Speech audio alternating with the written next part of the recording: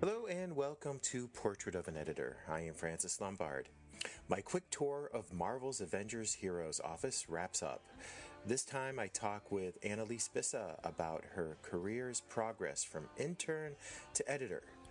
By discussing her background, mentors, and various responsibilities at the House of Ideas for the past few years, she provides an excellent overview of how her take on editing has developed. FYI, Portrait of an Editor has a Patreon page. For $1 a month, you can get all the interviews that are there, which go all the way back to 2017. Now here's my conversation with Annalise. Enjoy!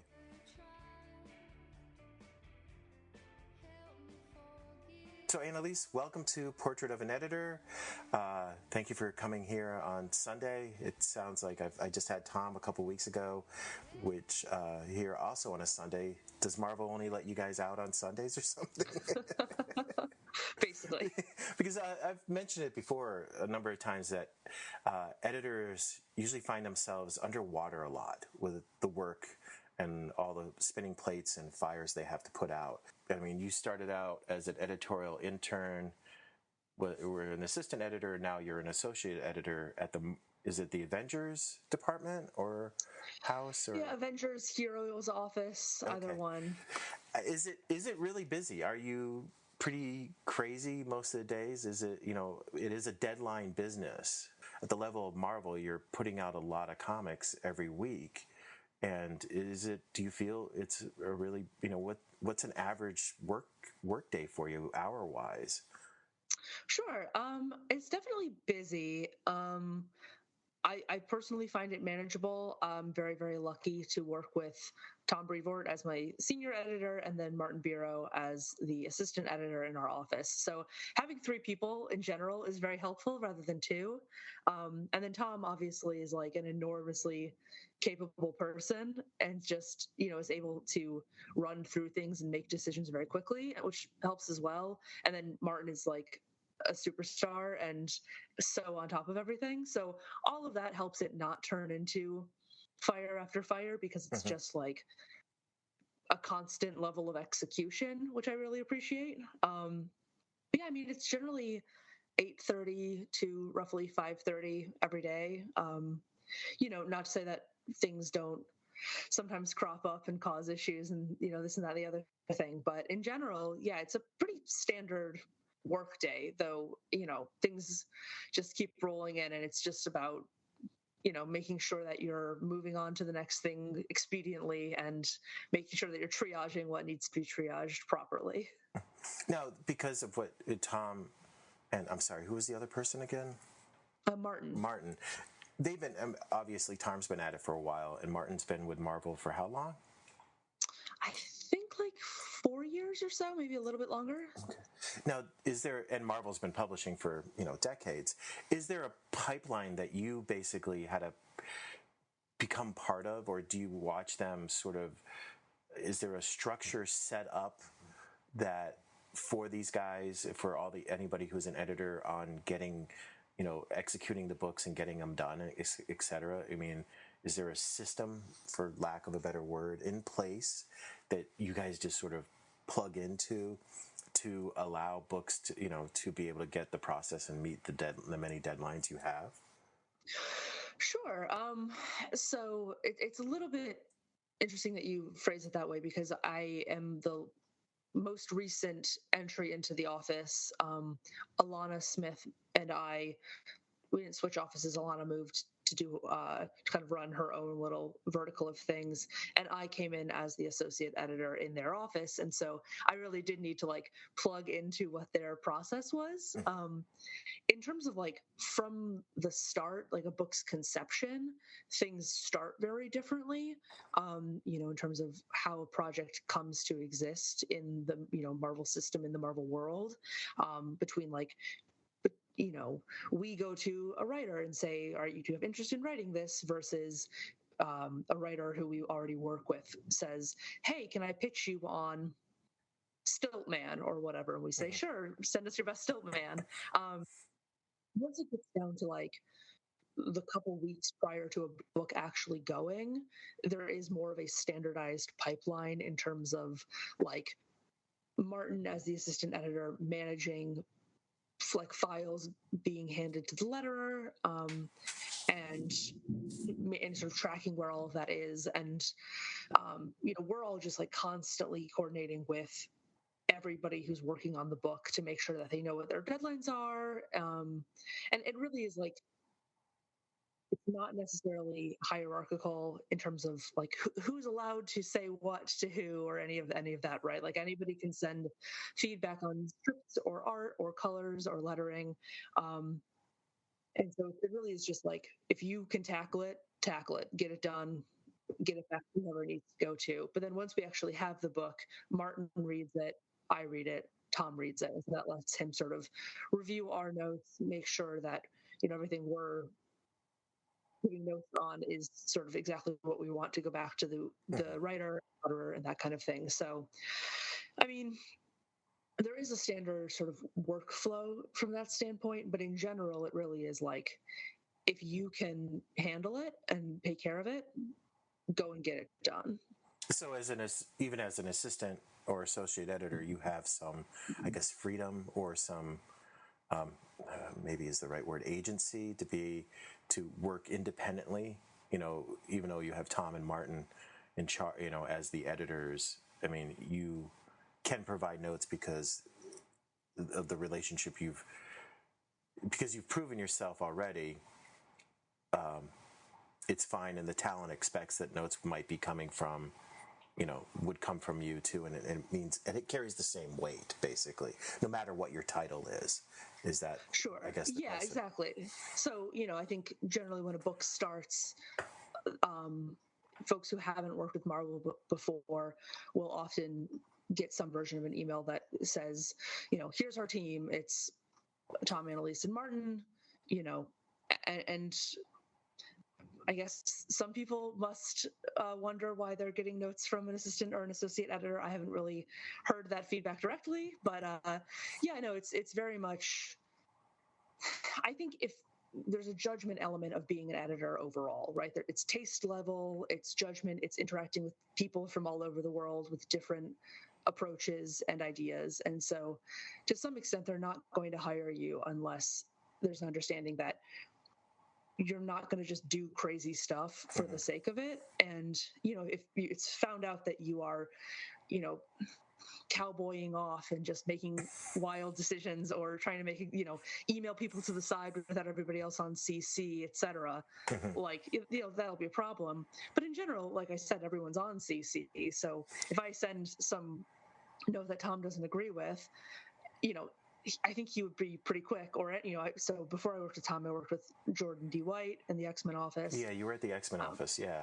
Yeah, and so, either of them or anybody I work with would be quick to go, hang on a second, like, sorry for the reversal in notes. There's a little bit of a misunderstanding. Let's go in this direction. And it's just, a matter of, especially working semi-remote as we are, as much as we're all communicating, there's maybe 1% more of that, like, oh, we're accidentally crossing wires. But overall, it's pretty much just, it's collaborative, it's team sports, everybody gets a say, and nobody gets their feelings hurt. Yeah, I mean, well, number of questions. Is there a difference coming from the X-Men to the Avengers? Was there any noticeable difference changing houses or offices?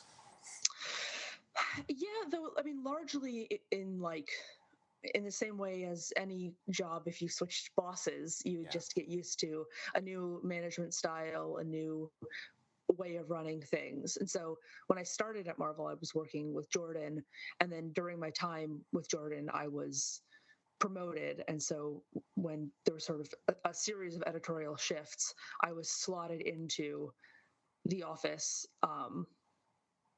And so I never, for example, worked with an assistant editor. So I had never not been the one like at the base level, handling files and that kind of thing. So there were definitely a couple of weeks or months where I was like, oh, okay, I guess I don't need to go get the ink files sized and send them to the letterer. I guess Martin's got that handled. Like, that's great. I guess I'll go read some scripts. It's just like, it's a change in mentality. And then just in general, like, Tom being somebody who's worked at Marvel for as long as he has like a slightly different relationship with the organization than Jordan, and just because they're different people as well. So it's been really fascinating switching offices, and I have enjoyed everybody I've worked with, because I've also, stepped in to help Nick Lowe on Spider-Man stuff, once or twice, and different people, as there are, hiring shifts and things. Sometimes you just step in on a book here and there. And so everybody I've worked with, it's just like,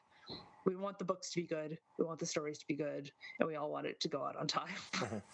How did you approach communication, like when you were going into the office, and then now for the last, we're here at 3 years probably, where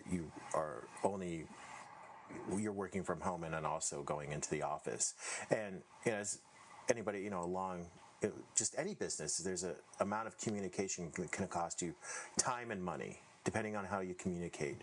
I even see it in my job. It's, the lack of communication really can cost money.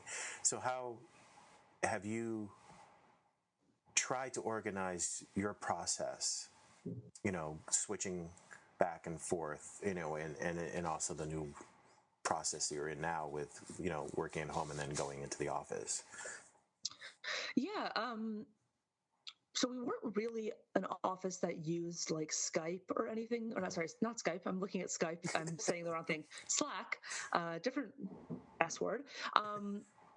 So we had like certain messenger things that people would use a little bit, but it was not like a majorly integrated part of our standard operations.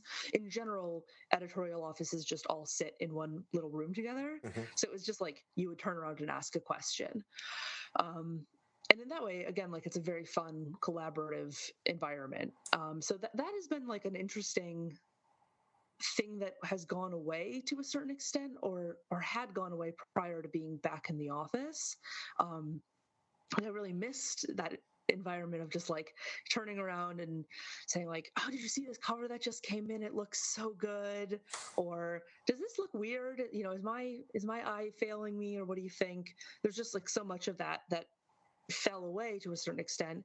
But I would say probably Slack is the piece that has most replaced that and allowed for that level of like just consistent communication and chatter. So it's just, on one hand you've got email, on the other hand you've got Slack, and you're just running through it all day with how, on Slack it'll say, oh, there's a new proof of Avengers up for you to read.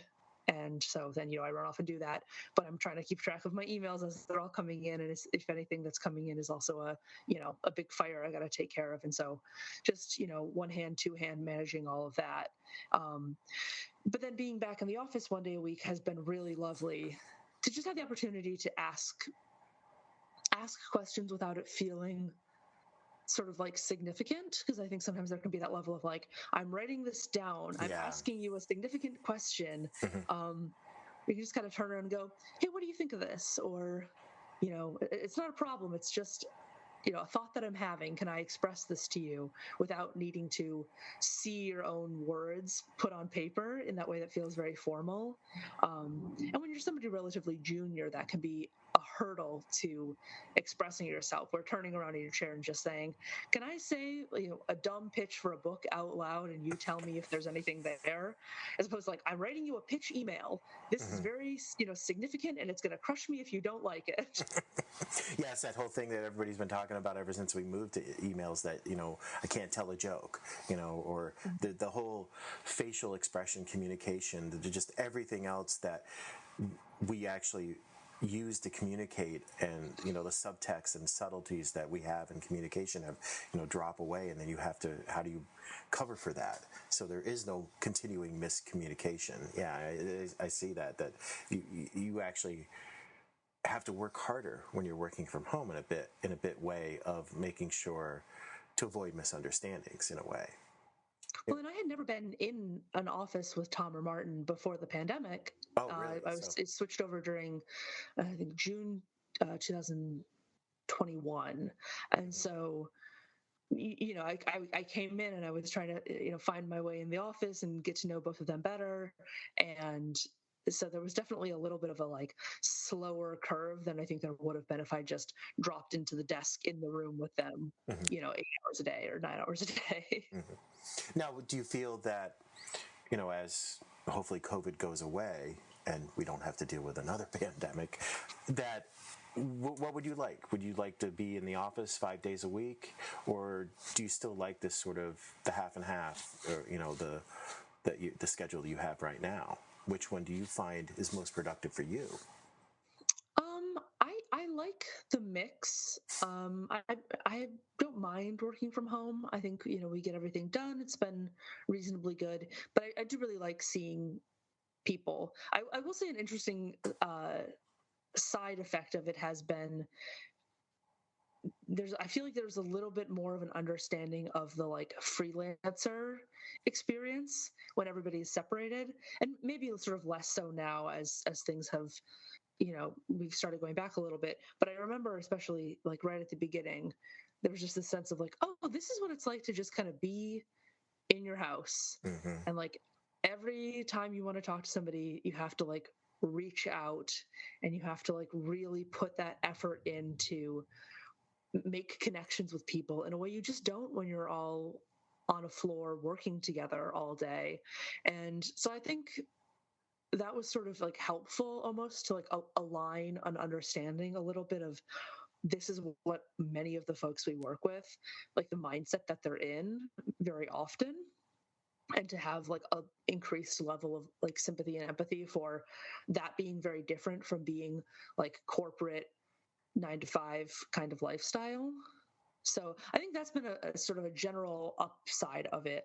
But overall, I do prefer kind of having the flexibility of working from home as well as the camaraderie of being in the office. Mm-hmm. But it helps as an editor. I mean, because I think in a number of conversations we've had, the empathy, the aspect of understanding people, is an element of being an editor, being able to communicate and being able to just sort of, understand how people function, and how people deal with stress or deadlines. And that's, that element to have that sense and be in that sort of frame of mind too, probably, that helps add another thing to add to your quiver as an editor. So, yeah, that's great. So, Yeah, no, you definitely have to remember how to be a human being. Which I think sometimes it's easy to go, oh, everybody just lives in my little computer machine, and occasionally a page comes out and it's beautiful art, and on to the next thing. But yeah, just being able to be like, I'm a human being, you're a human being. Sometimes a pipe explodes in your basement, and the pages are going to be late, and that's life. And like, how do we as human beings communicate about that instead of you deciding that everything's a nightmare, you're going to get fired, there's no chance that anything's going to work out, it's going to be horrible, and you just like freak out and go silent, which is but people have had all kinds of experiences in their lives, and I never sort of fault people for freaking out or thinking that this is going to be the worst, because things have certainly not everybody's had like great experiences in the past, but simultaneously, like, I'm a human being, talk to me and let's just try to make this work and see if there's a way that everybody can come away from this satisfied, because like you just, I don't think, gain anything by being the toughest guy in the room all the time, like other than maybe I guess like a cool reputation for being the toughest guy in the room all the time. I don't know. I that's never been sort of my mentality as an editor, is like I want to rule through fear. well, I mean, I'm trying to think of like, sometimes it's all right to be the asshole in the office at times, because maybe it keeps people on the toes, but there has to be a balance. And I'm not saying every editor should be an asshole at one point, because that would just sort of that I think you would also lose a lot of people, and people, deal with things differently. But it's about, because it is a deadline based business, that who says we need to get it done, who pulls goes, okay, I'm going to have to go to somebody else right now to get this done, because the snowball effect that happens when a deadline's missed. I mean, I guess the question back to you is that, when do you stand your ground I guess is more of a better way of putting it than being an asshole. When do you Yeah, stand your ground on stuff because because you can see the bigger picture of how things might snowball out into even more, worse issues down the line. yeah, no, I mean that's definitely one of the harder parts of the job. And right, like, so we were talking earlier about me being a Red Wings fan. I'm from the Midwest. I'm a Michigander, um, originally. And so my mentality is generally, you know, be nice as long as you possibly can, be polite, be considerate and respectful. And then when you have to make a certain decision and say, listen, we are at the point where we do not have any more options. We do not have any more time. There is no wiggle room. What needs to happen is this. I think people read it as this is a person who has looked for other options. This is a person who has actually done the math to, is there more time, and figured out that the answer is no. And generally, artists are smart people and they understand, if you gave them a deadline that's 3 weeks ago and you were communicative about that deadline and you were clear about it and there was never any question that that's what needed to happen and they've missed it, and you say, okay, well, you are no longer going to be able to draw 20 pages. You are now going to be able to draw 15 pages. 90%, 99% of people, let's say actually, are not going to go, this is crazy. This is so unexpected. I could never have anticipated that the situation would occur. Like, they're going to go, yeah, I'm 3 weeks past the deadline that you told me was the deadline. And sometimes, like I said, people have had bad experiences where they go, oh, like I thought that deadline was fake because I've been told, things that weren't real in the past. And that's like a hard thing to deal with because you're editing for you, but you're also editing for everybody else's experiences they've had with every other editor in their past. And you can't do anything about that. And so you just have to, like, I think, approach things with a baseline of integrity. And like, if you're the one who screwed up and didn't give a solid deadline and someone's now at a point where like work's getting taken away from them because you screwed up, like that's probably the worst situation you can be in. Because like everything I say, also, I apologize to anybody listening to this, is a complete paraphrase of things that Tom has probably already said. But like, you know, that's like somebody's rent money. And so when you're messing around with somebody's ability to make a living, that's like the biggest failure that you can have as an editor. So I think starting from one with like a baseline understanding of that and respect for people, clear communication, clear deadlines, and the ability to like firmly and consistently like apply rules of this is when, when I say no more, like the answer is no more. Unfortunately, like that's kind of just your role as an editor. And if you don't feel comfortable being able to tell somebody like this is the end of the line, it's going to make your career as an editor extremely difficult. Because but doing that is 1,000 times easier when you've lived the rest of your relationship with that person in a way that you are happy to look back at, as opposed to, oh, I kind of strung them along. I said I would be able to find them time. I couldn't find them time. I ignored their emails for a week. I said I was doing my best, but I always knew all along that it wasn't going to work out. Like any of that stuff, I think like you're just making your own life harder in the end. And like sometimes you can pull it out, and sometimes all that stuff, if you choose to kind of wriggle your way through life, like sometimes it will work out, but sometimes it will blow up spectacularly. And then everybody is kind of like, oh man, like that is not a person I want to work with again, because and that could be exhausting too, trying to keep keep all those, everything you said, or what did I say, or am I changing my story? Yeah, it could be exhausting as an editor, just trying to, I guess, roll back lies or roll back things that you didn't do or cover for things that you didn't do that added to the situation. I think some people, they're not even necessarily trying to lie. Yeah. I think they either believe or want to believe that a situation can be resolved through inaction or through a different approach.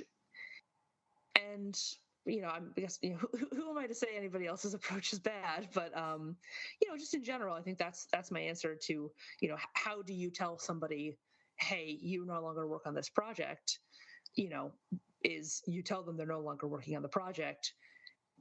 But the hard part is, how do you feel about yourself at 6:01 p.m. or whatever? And I think the answer is you feel a lot better if you've gone about it in like a respectful and professional way. Gotcha. So you're coming from the Midwest and you came to New York City, which it's like the two opposite ends of the spectrum. Sometimes I think New Yorkers get a bad rap, but what did when you see that come into the city and into New York City, New York, and Marvel's such a New York company. I don't know. What did you bring from the Midwest that you felt that you still use nowadays that helps you, as an editor? What sort of attitude, approach, POV, especially when you're in New York. And I think Tom's from New Jersey or was a New Yorker at one point, and just the office is so, the company is so New York. It's like, for me, growing up in New England, that was New York for me, reading all the Marvel comics. I couldn't wait to see the Marvel New York, Yeah. So, I've lived in New York, my entire adult life. I went to school here. I think just a level of like, I don't. Sorry, I'm trying to formulate my thoughts on this one. I think for me, it's weirdly all also tied up in being relatively young and being a woman in comics. I think all these things kind of, you put them in a pile. I think some people might encourage you to go like, just go like hard line, like be, just like super tough, no nonsense, like make sure everybody respects you. And I guess this all kind of goes back to the same thing we were talking about before. And I just really do not. I think when I was first starting out, I felt like I really wanted to like show everybody that I like was here and I was gonna like do a good job. And to me, that meant like I needed to be very like formal and like, Miss Manners Emily Post level professional in my emails. And I was gonna like dress really formally. Like I showed up for my first Marvel internship or interview in like a full like pantsuit like level of formality, and that was not what was required whatsoever. I think I was just like, I'm gonna use all these trappings to show people that like this is how I'm good at my job. And I think throughout the past, whatever, I was an intern for 6 semesters in college, and then I shortly after graduation was hired as an assistant. And so I've been working full-time at Marvel for about 5.5 years now. And I think over the course of that time, I have just like really done my best to work into a level of comfort with my own approach and the idea that I'm in this role because I have, a aesthetic approach. I have I have an editorial voice. There's something there that, the people who hired me thought would bring value to the company, right? And so I don't need to be Emily Post. I don't need to be, Stan Lee. I don't need to be the tough as nails New Yorker, or, I don't need to be more male. I don't need to be older. I don't need to be sort of anything other than like what I'm bringing to the role, as long as what I'm bringing to the role is, professional, respectful, etc., all of that. And so I think just sort of leaning into the Midwestern thing. I mean, some of that is like a folksy touch in writing and speaking, which can actually be complicated because a lot of people we work with, English is not their first language. Yep. And so you got to walk back some of the idiomatic language. I had to do that a lot at Humanoids because we're working from anybody from Mexico all the way up, the Ukraine to Italy to France, all these different, and England too. So. Yeah. Oh my gosh. Yeah. And like that stuff, I love. I love working with people from all over the world.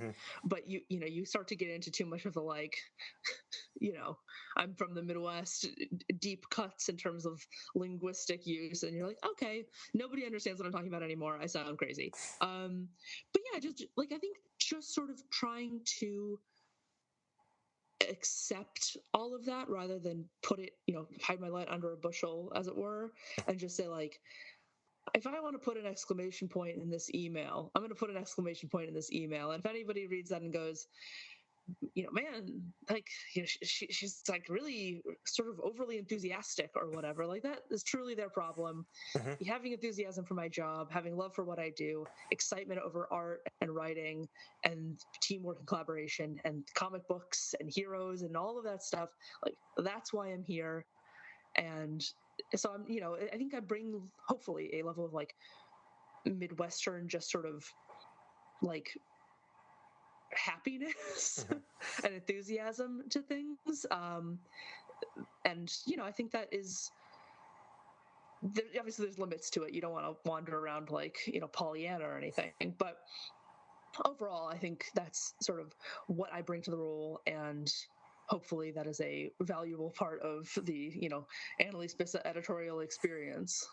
But you're also working with editors and watching, your mentors, editors, Tom, folks from that X-Men office that have been at it for a long time. So you're also learning their tricks and watching what has gotten them, allowed them to, probably a lot of things that allowed them to maintain a long career in a business, especially at a point where they are, that there's not many jobs around. So to have the longevity and in the positions they are you stealing from their playbook at times? They're like, oh, I can add that into what I've already started to develop as my approach to editing. Because as I've said, and I don't even know if I said it here, every editor is a unique individual. It has a unique approach to editing.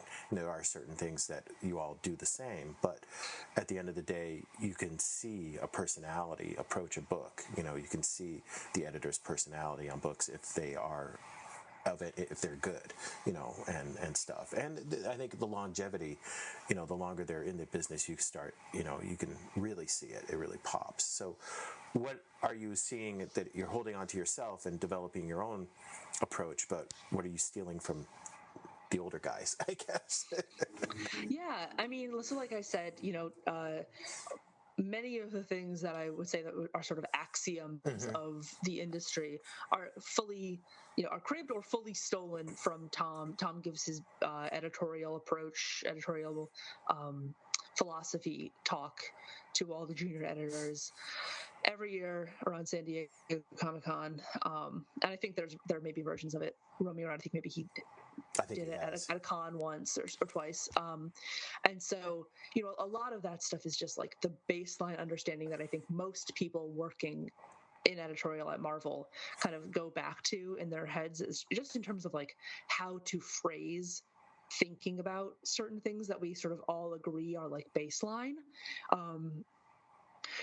And to your point about everybody has different things, right? Like, Nick Lowe has a thing where he's like, every book should have kissing in it, right? And so, like, which I think is great as an approach, because as simple as it is, it reminds us that, for all the punching and quipping and heroes on buses or heroes in space or whatever, like, there was like a romance component to so many of these books that people do really attach to and love. And if you ask people about, Peter Parker and Mary Jane, like, you're going to get some of the most passionate discussion of, their love story and, the ups and downs of that love story, more so than if you ask about, who's the best, villain in the Spider-Man pantheon or whatever. And I think that's a Marvel element where, compared to like DC, the human aspect that, once again, Marvel, showed us that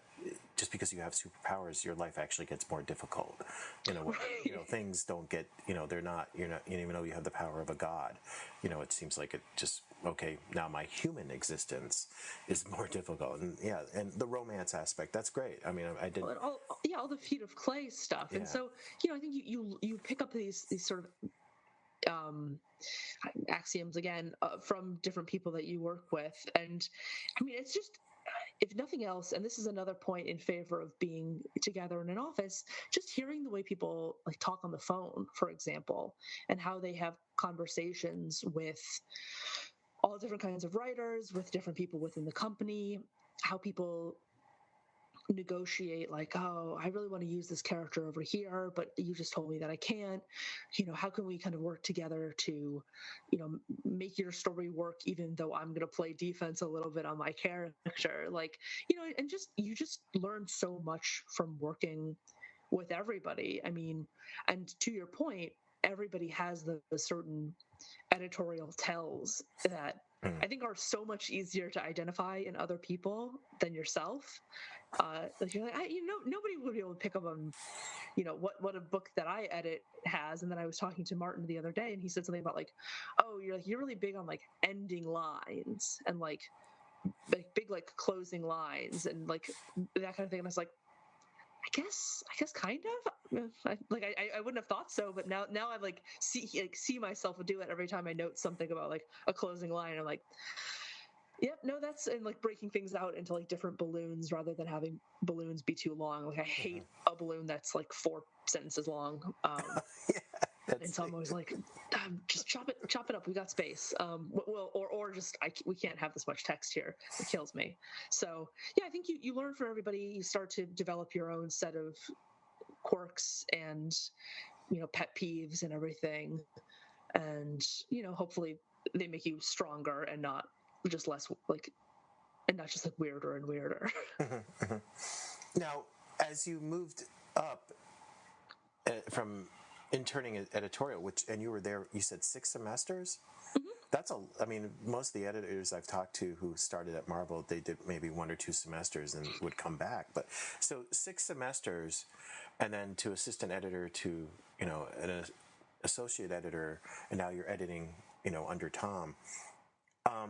Every step further up, every step as you progressed, what was, I guess, the scariest thing?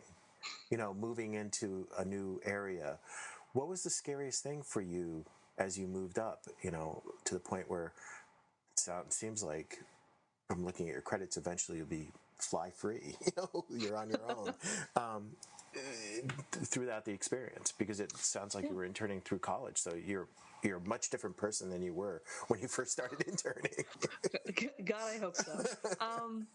Yeah, no, I think probably the scariest part of being an intern was just, starting out, you have no idea what you're doing, and it's Marvel. Like you're in the Marvel bullpen, you're walking around, and like it was just every day I was there, I was like just completely mind blown. Like sometimes, editors would let me like sit in the office with them, and I would be like sorting comics, and I would hear them having conversations, and it was amazing. But as an intern, you don't like fit anywhere really. You're not in a specific office, because the way that internships run now is you are an intern for all of the editorial offices, which in the past it used to be you just stick with one. And I think that kind of helped because you built a very strong relationship with like 3 or 4 editors. Now it's, you are interning for everyone. And so you're trying to figure out, how do I talk to everybody? How do I get a beat on everybody's books, and how do I stay on, because you're writing recaps for them, and you're writing solicitation text occasionally, or you're doing lineups, and you're supposed to have this just like running understanding of all of the books. Wow. Which, especially when you're in college and you're like, I haven't been buying comics in years. It's too expensive. And and then like you drop in and they're like, do you know what's going on in Ghost Rider 47? And you're like, I can find out.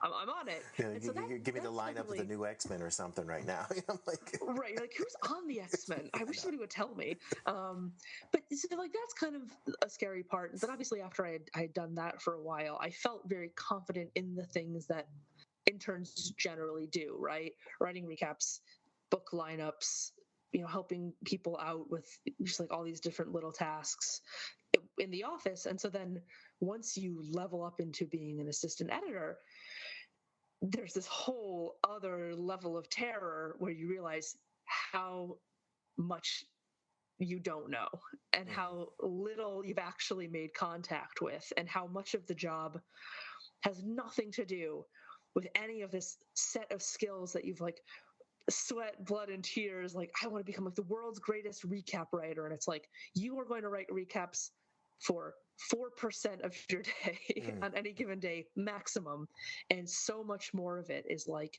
knowing who everybody is in the industry. When people say things like, about like somebody by first name, and just through like association you have to start understanding how to glean who they're talking about. And you're not even just talking about creators, you're talking about marketing people, publicity people, even probably printing, the people that deal. I don't know how I know I have a bit about like Marvel, and I mean DC was departments dealing with certain things, so you must need to know department heads who are dealing with just I don't know, just color or ink or paper or something. I don't know, go ahead. I'm sorry.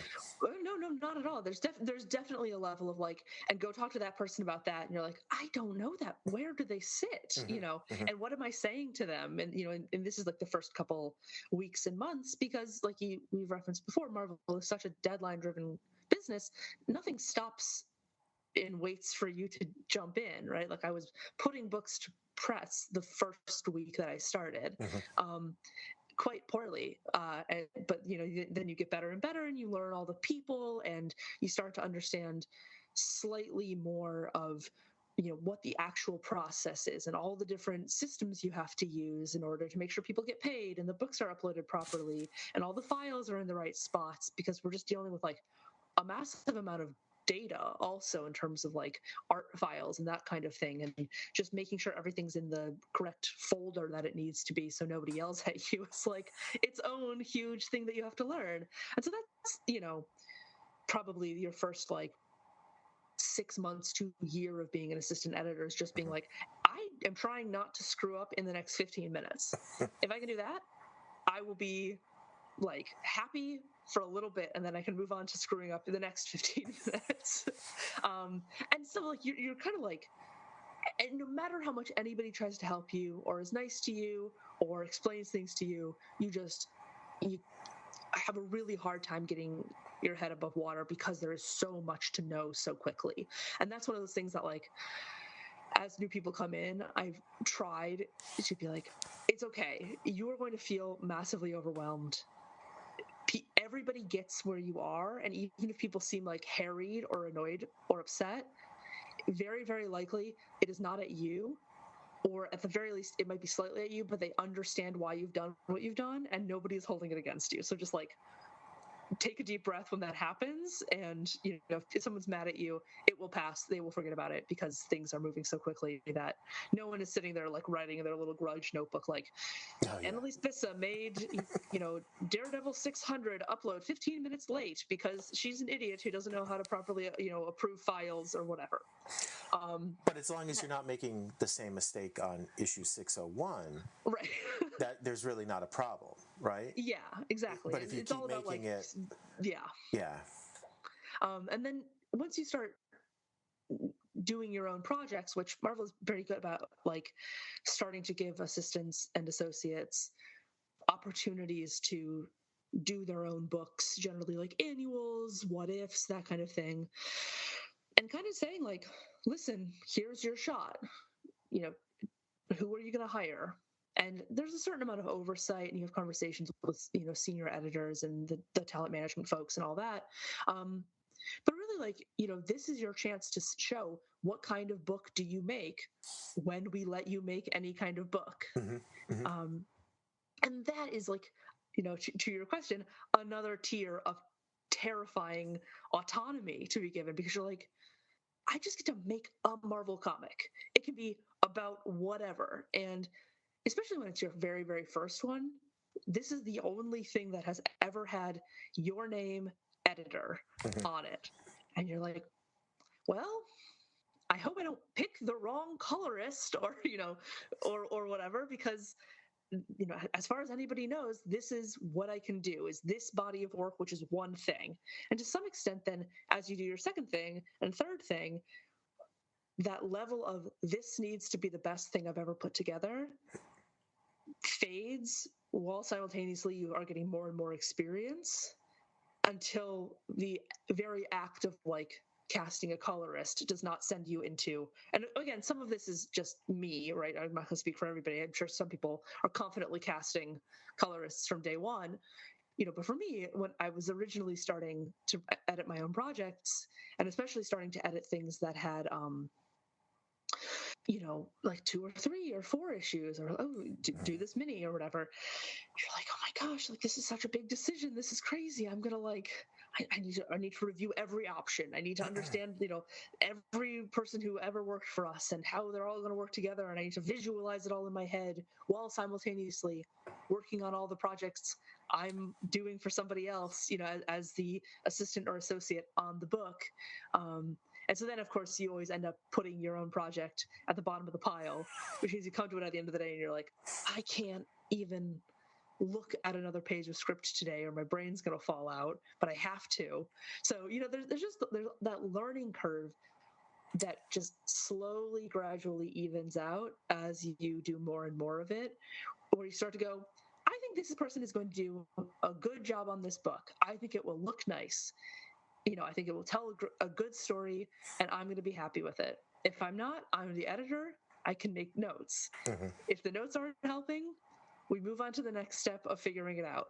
And there's just that like brinksmanship of your first couple projects slowly settles down into, I'm hopefully creating a body of work that I can look at and be satisfied in. And then that, the folks who are looking at me as an editor, within the company and outside of the company, go, oh, that's what a book that Annalise Bissa puts together looks like. And, hopefully, eventually at some point, you're happy with what that body of work is. Now, just to clarify, this is even as an associate editor, they will let you put books together. They will let you edit on your own. Yeah, and then associate, and so at that point, as an associate, if you're into a little while into being an associate editor and also as an assistant editor, your part of your job is to be putting books together, being an editor. So I just wanted to clarify that. Now, no, totally. I know a lot of folks don't have like it's just like it's not necessarily the most straightforward piece of work ever, because sometimes when you're an assistant or an associate, you are credited as editor in a book, for example, because you led it. So for example, when I was an assistant editor in the X-Men office working as the assistant editor to Jordan D. White, I was full editor on New Mutants for a while. And so for that book, for all intents and purposes, I was allowed to say, I would like to hire this person, right? So I'll give an example using that. So when the book was going to become, I'm trying to remember, it was so many years ago at this point. Sorry, New Mutants was being written by Ed Brisson for a little bit and had a couple of different artists, and I was editing during that period. And when that was happening, we needed an artist to fill in for an issue. It was my responsibility to find who that was going to be, cast them, etc. And then when the book went and it was being written by Vita Ayala, that was a situation that had been sort of coordinated more at Jordan's level, because he was working on the entire sort of X-Men line and had been talking to Vita about their role in the office. And so basically, when I was taking the book at that point, Vita and then Rod Rice were both attached to it. So those were, folks who were already going to work on the book, and I didn't cast them.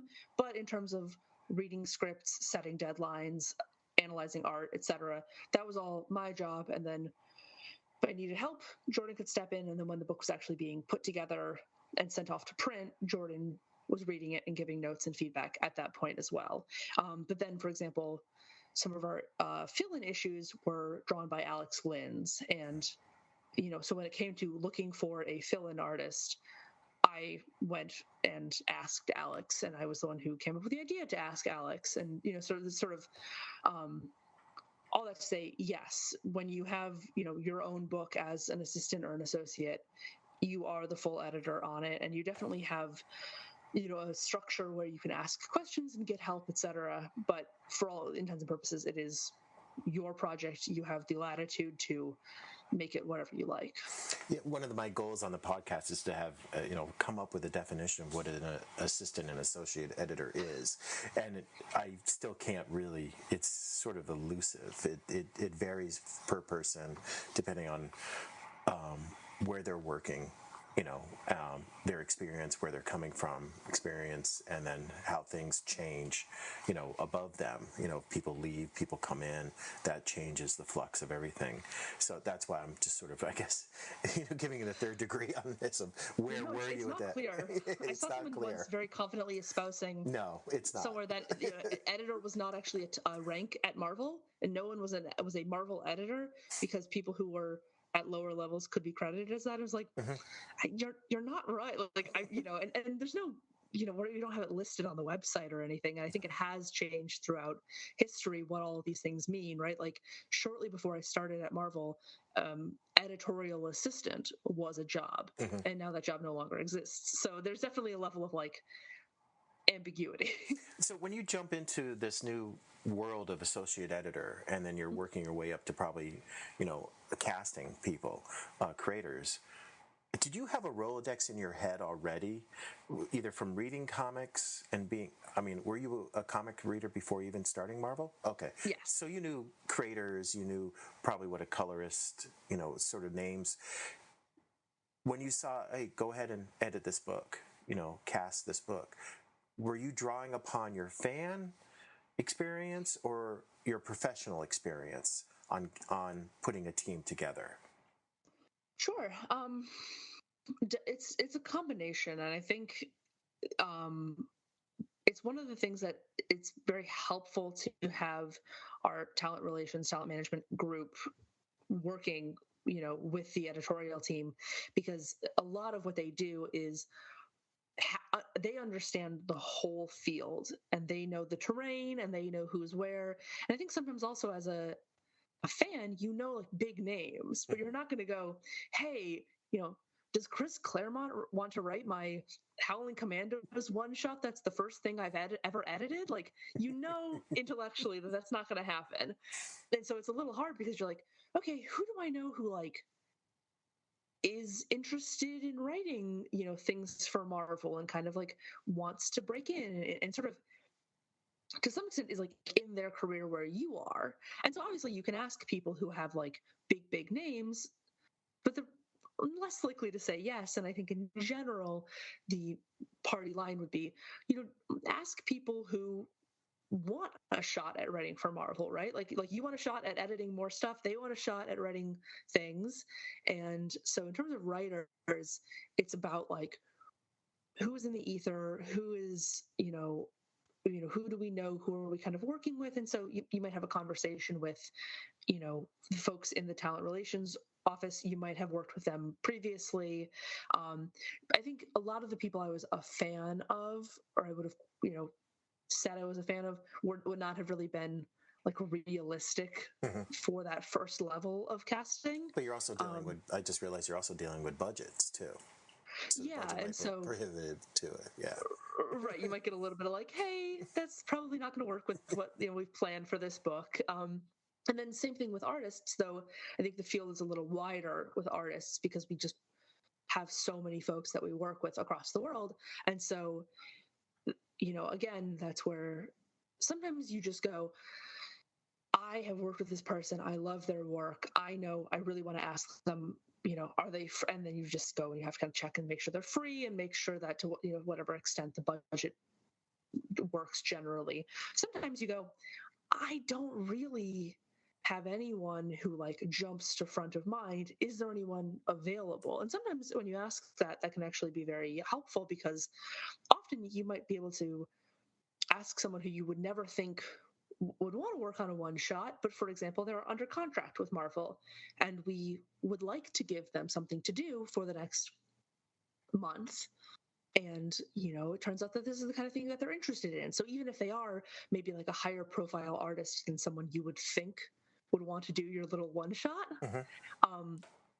it turns out that, they're actually somebody who is perfect for your book, and you never would have thought to ask them. So just being able to work with the team at Marvel outside of exclusively, just your little editorial group, but also like our talent group, and then also the, part of our talent group that manages schedules and make sure that people, aren't overbooked and all of that stuff. So it's, as with everything in comics, a matter of just like balancing all of these components and going, what is the best possible outcome based on the time that I have? Because sometimes you also go, here's what I need. I need an artist who can draw 7 pages a week. Yeah, good luck with that.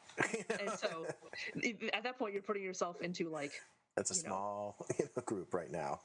who can do that, right? Yeah. And so like that's a whole other ball game. Is if your book is in trouble, you have a big hole to dig out of. Whereas it's like, I need somebody who can do like 2.5 pages a week, for the next 10 weeks or whatever. Great. Here's your buffet of people who might be an option. It's a lot bigger, yeah. So, I mean, where are you now? I mean, what's the scariest thing for you right now when it comes, because you've been at it, for 5 years. So you're an associate editor, but you're editing, it seems like, from reading Tom's newsletter, more books every week, it seems. So what scares you now? To keep running with that theme.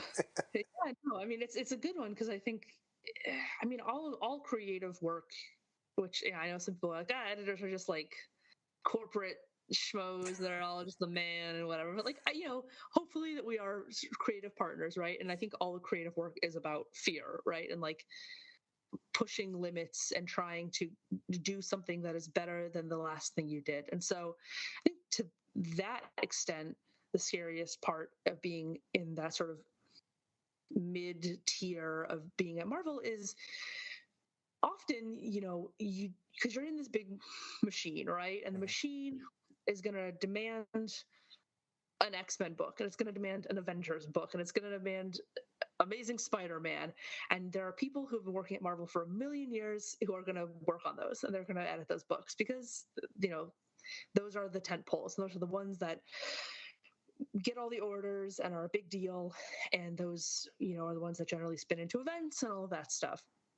But when you're below that, by 1 or 2 tiers, you start to get into like, what can I do? Like, what can I be pitching? What's going to hit and work for people? And, but you're doing that with some of the smaller pieces a lot of the time.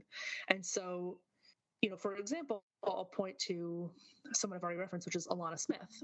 And she, was working with Tom for many years, and she loves Cap and all things Captain America. And over time really developed like a set of books where, and sort of like pitches, and sort of moved her overall set of things that she was interested in editing and things that she would pitch and all of that toward Captain America. And so even when she departed from working directly under Tom, she sort of took Cap with her. And so now she edits, all the Sam Wilson book, the Steve Rogers book. She obviously works on other stuff as well. But in general, when people think Captain America at Marvel right now, they think Alana Smith. Mm-hmm. And that is like so masterfully done, I think, by her. I don't think she's like sitting there, cackling and like, twirling her mustache or anything, but like specifically sort of trying to establish what kind of books you do, mm-hmm. and what are the characters that you have like a feel for and a real affinity for, and the kinds of things that, you can do really well. And so the more of that you can do and can establish, then the more of those books people will trust you to make, and sort of the larger your corner of the Marvel universe can be, and the richer it can become. But it's very scary because sometimes you look around and you go like, okay, well, Cosmic's taken care of. They're doing a great job over there, and I'm not going to touch Star Wars because not my problem, not my my circus. Obviously, I'm not in the X-Men office, so I'm not going to do anything involving X, not in the Spidey office. Like, what exists in the Marvel universe, in the Avengers world that, like, I can sort of work on, because to some extent, you get pitches in from people who you previously work with, because obviously we don't accept unsolicited pitches from people we don't already have like that relationship with. But sometimes you also need to go to people and say, hey, would you like to pitch on that? Especially when you don't have an established corner of the world, it becomes about like, how do I set myself up to edit really, really great books with maybe slightly less real estate within which to do that. And a lot of that sometimes can look like going to editors and asking to do a tie-in to an event, for example, or something like that. Or, hey, there's this character and I just realized we haven't done a mini series about this character in 12 years. And I think that that would actually maybe if we tied it to this thing, it would feel more natural. And sometimes things sort of fall into your lap, like, hey, we need someone to do this, and someone just goes, okay, you could probably use a book to work on, go do this book. But sometimes you also have to go out and do your own digging and come up with your own work to a certain extent. And that is very scary sometimes, because you're like, I mean, at this point I'm just looking around for what is a great idea, and just being able to generate ideas for books to a certain extent, without trying to like write anything for writers, obviously, can be a complicated situation, and trying to find your way to telling great stories in the Marvel universe, without sort of stepping on anybody else's toes is a big challenge. Because as you said in the beginning, a lot of the ideas are generated from the editors, the start of stuff.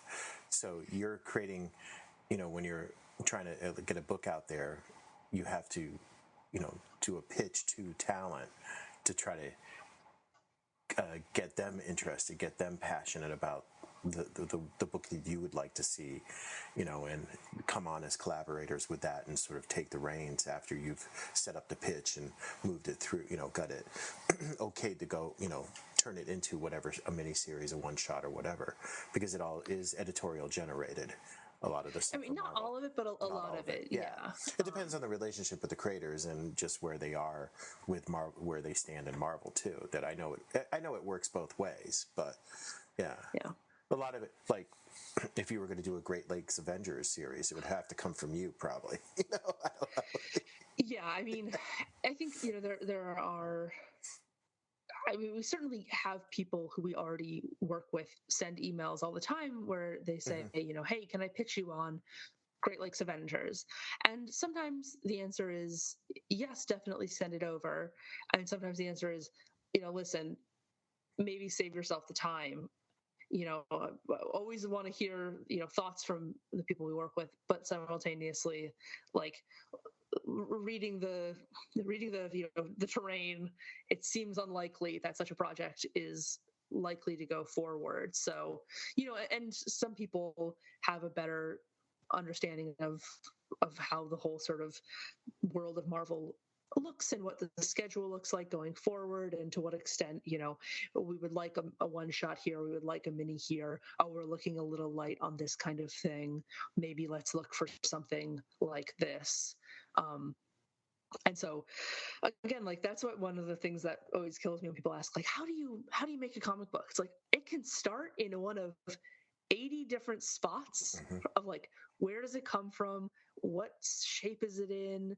Like, I've had books come onto my desk as a thing that I am editing from all from every possible starting point. And I think that's one of the reasons that people who edit comics like love to do it, is because it's never the same on like from so many different axes. It's not just like, oh, it's a different book, it's a different writer. It's like, it's a different writer, penciler, inker, colorist, letterer. Like, there's just all these different pieces, and the schedule is different on every book, and the delivery pace. Like, sometimes you are working on a weekly series, and so you have to start having that book drawn like a year plus in advance, because it's going to come out so fast. Yeah. And so just all the different factors that you're constantly weighing as you make all these decisions, just it's almost addicting, I think, to a certain kind of personality.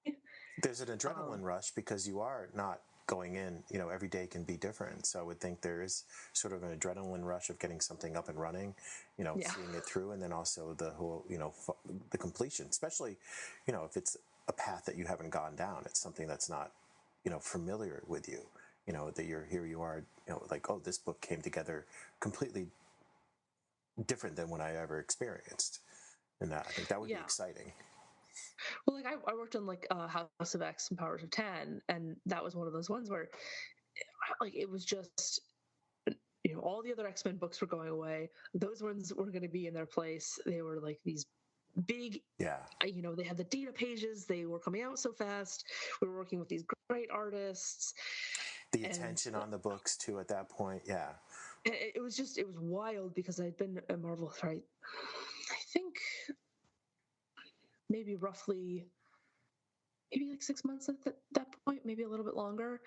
Wow. And so it was just like, I was going from like working on books that were sort of coming out on this like very standard monthly schedule for the most part, and then turning around and just this like blast of like different, like a different way to do everything, and like how things were being handled. And there were, there was some like preview page that wasn't supposed to go up that went up, and it was like, you're like racing around trying to find somebody to take down a preview page because you're like, people are going to notice, like people are going to freak out about this. There's just, it's very exciting when stuff like that is so different, because it forces you to kind of like just approach everything differently.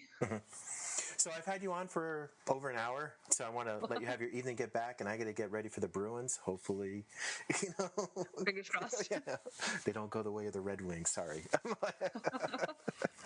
But I just want to, seeing I haven't, you're actually one of my a new guest. I've been on a stretch of people who have been on the show before, so. Typically, when you're a first timer, I just bookend the interview with the lightning round. It's like 4.5 questions just to sort of cap everything off.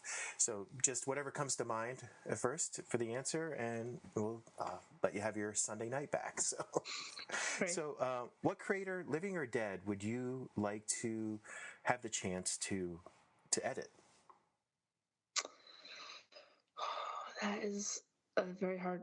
Wait, here's how I'll answer this one. I have never gotten to work with Annie Wu, and I love her art. I'd love to work with Annie Wu. Okay. What comic have you read recently that just really wowed you?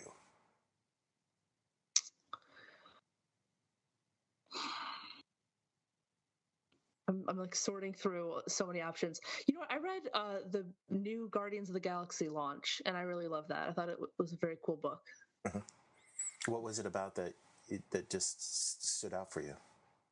They're doing like a Western thing with it, and it's just like it's a great. It feels like a great, classic Marvel, great jumping on point.